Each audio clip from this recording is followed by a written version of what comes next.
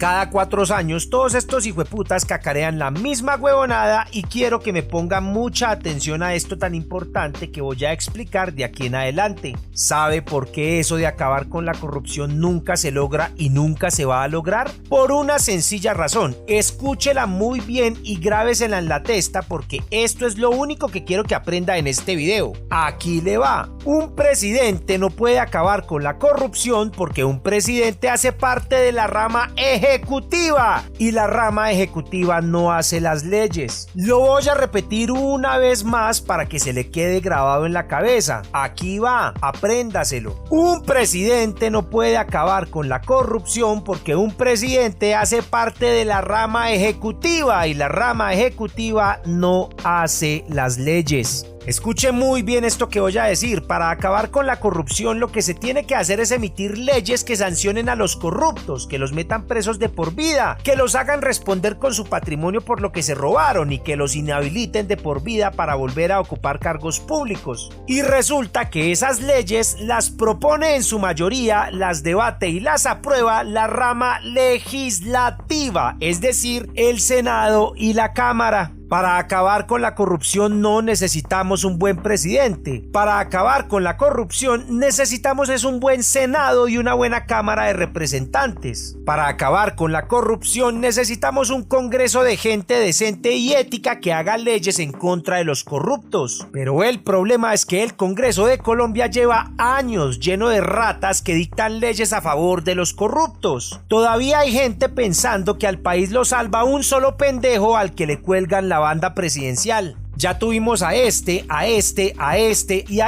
y uno más nefasto que el otro y aún no ha cambiado nada. Seguimos cada vez más pobres, cada vez más vueltos mierda, cada vez más llevados por la corrupción, cada vez más tumbados y estafados y cada vez más ahogados en impuestos. ¿Y por qué? Pues porque estos pendejos simplemente presiden, no mandan. Los que mandan son todos estos. El problema no son los presidentes, ni la solución tampoco. El problema son las ratas del Congreso.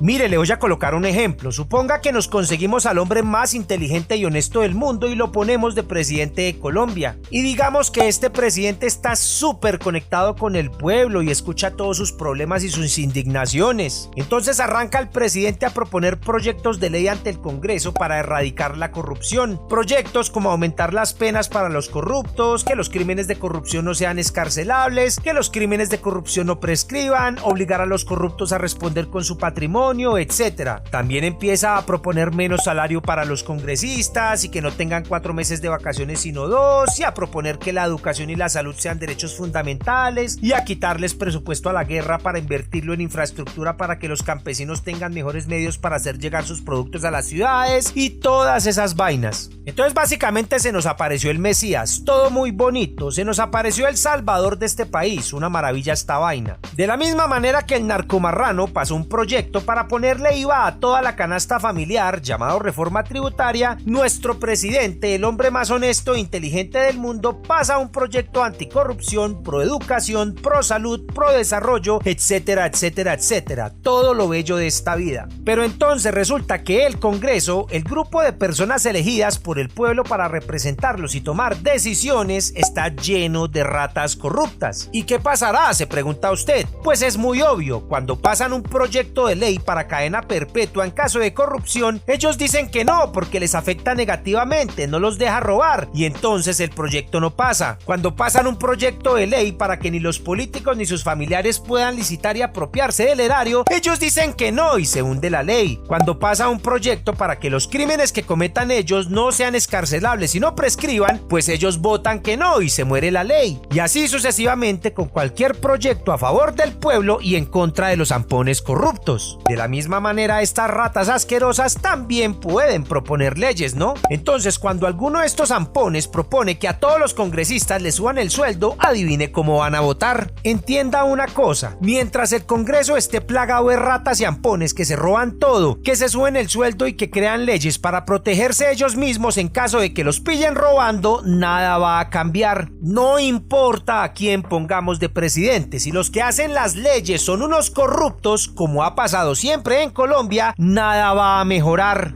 Entonces, para no hacer el cuento más largo, se lo resumo de la siguiente manera. Mientras sigamos teniendo en el Congreso dictados